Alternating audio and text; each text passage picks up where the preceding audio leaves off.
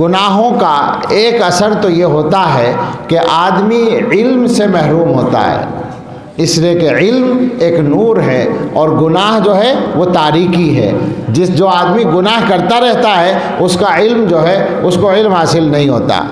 دوسرا نقصان یہ ہے کہ روزی کم ہو جاتی ہے، یعنی روزی کی برکت چلی جاتی ہے۔ ابھی آیا نا کہ تنگی میں مبتلا ہوتے ہیں، روزی کی برکت ختم ہو جاتی ہے۔ تیسرا نقصان یہ ہے کہ گناہ کرنے والے کو اللہ تعالیٰ سے ایک دوری اور وحشت، گھبراہٹ پیدا ہو جاتی ہے۔ چوتھا یہ ہے کہ اس گناہ کرنے والے کو آدمیوں سے بھی وحشت ہونے لگتی ہے۔ آپ دیکھتے ہوں گے نا بہت سی مرتبہ کہ بعض آدمی ملنا ہی پسند نہیں کر رہے ہیں، کسی وقت میں ایسی کیفیت ہوتی ہے کہ بات ہی نہیں کرنا چاہ رہے ہیں۔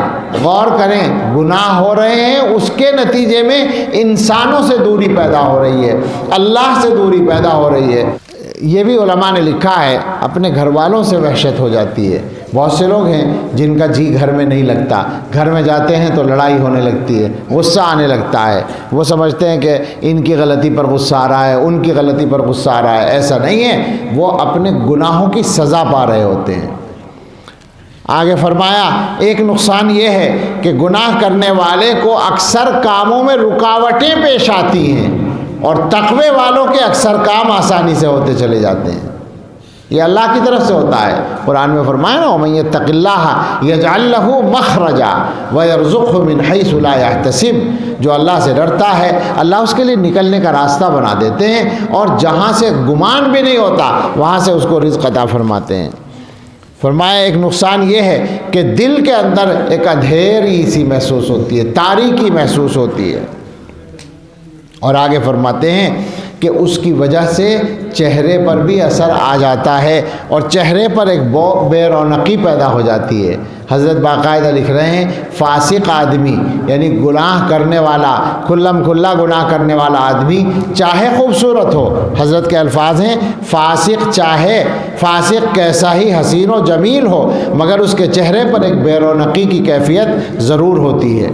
حضرت عبداللہ ابن عباس رضی اللہ عنہما نے فرمایا نیکی کرنے سے چہرے پر رونق، دل میں نور، رزق میں کشادگی، بدن میں طاقت اور لوگوں کے دلوں میں محبت پیدا ہوتی ہے، اور گناہ کرنے سے چہرے پر بے رونقی، قبر میں اور قلب میں تاریکی، بدن میں سستی، رزق میں تنگی اور لوگوں کے دلوں میں بغض پیدا ہوتا ہے، دشمنی ناراضی پیدا ہوتی ہے۔ اب سوچیں ذرا، ہم زندگی کو اپنی تقوی پر لے آئیں تو زندگی جینا کتنا آسان ہو جائے گا۔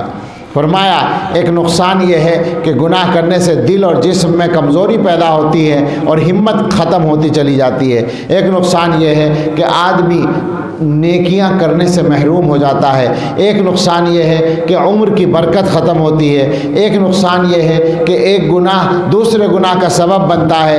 ایک نقصان یہ ہے کہ بار بار گناہ کرنے کی وجہ سے توبہ کا ارادہ کمزور ہو جاتا ہے۔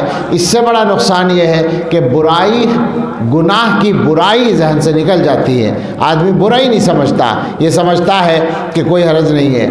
اسی طرح ایک بات یہ فرما رہے ہیں ایک نقصان یہ ہے کہ ہر گناہ اللہ کے دشمنوں میں سے کسی کی میراث ہے۔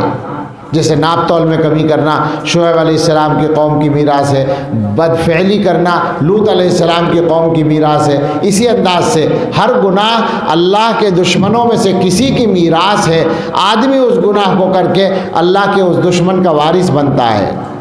ایک نقصان یہ ہے کہ گناہ کرنے والا آدمی اللہ کی نظر میں بے قدر ہو جاتا ہے۔ ایک نقصان یہ ہے کہ جس طرح اس کو نحوست پہنچتی ہے دوسروں کو بھی پہنچتی ہے اور اس کی وجہ سے مخلوقات اس پر لعنت کرتی ہیں۔